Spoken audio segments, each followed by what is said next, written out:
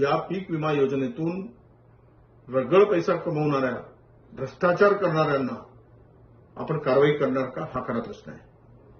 खरं म्हणजे हे वादग्रस्त कृषी मंत्री होते काय, धनंजय मुंडे नावाचे ग्रस्त, यांनी जे आतापर्यंत योजना आणल्या त्या सगळ्या योजनांना भ्रष्टाचाराची झालर आहे.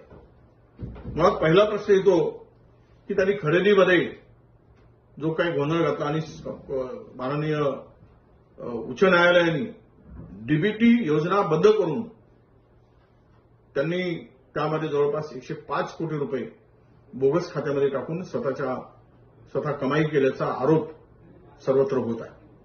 दुसरा महत्वाचा विषय की सबसिडीच्या नावाने जवळपास 150-200 शेतकऱ्यांना बारामतीमधल्या गंडा घालण्याचं काम धनंजय मुंडेंच्या टीमने केलेलं आहे. त्यामध्ये त्यांचंही नाव येतो आहे. शेतकऱ्यांच्या टाळूवरील लोणी खाणारी जर महाराष्ट्रामध्ये सत्ताधारी असतील तर शेतकऱ्यांनी कुणाकडे बघायचं. आणि आता तर कळच झाला की खरीप हंगाम 2024 मध्ये जे काही बोगसपणा झालाय, भ्रष्टाचार झालाय, यावर धनंजय मुंडेंच्या काळातील सर्व योजनांची चौकशी होणे आवश्यक आहे. त्यामध्ये विशेष मुख्यमंत्र्यांनी लक्ष घातलं पाहिजे, विशेष समितीचं गठन केलं पाहिजे, त्यांच्या निर्णयाची समीक्षा केली पाहिजे त्यांना कार्यकाळामध्ये झालेलं, आणि हा भ्रष्टाचार निकंदून काढण्याची आवश्यकता आहे.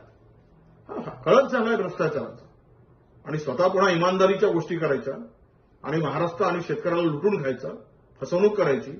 आम्ही लातूरचा पॅटर्न जो नवीन किंवा शिक्षणाच्या संदर्भातला जो पॅटर्न होता तो आम्ही ऐकला होता, त्याची वाहवा झाली.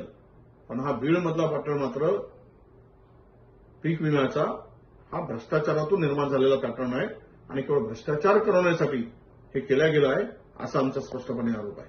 आणि म्हणून या सर्व प्रकरणाची चौकशी व्हावी. शेतकऱ्यालाच बळी न देता हे भ्रष्टाचार कमवून भ्रष्टाचाराच्या रूपानं लाखो कमवणाऱ्यावर कारवाई झाली पाहिजे. आणि त्यामध्ये मंत्री सुद्धा जबाबदार आहे.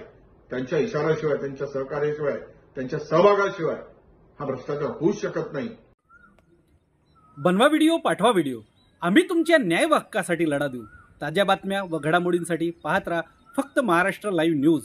आजच आमच्या चॅनलला सबस्क्राईब करा, शेअर करा, कमेंट करा, आणि हो, बेल आयकॉन दबायला विसरू नका. जय महाराष्ट्र.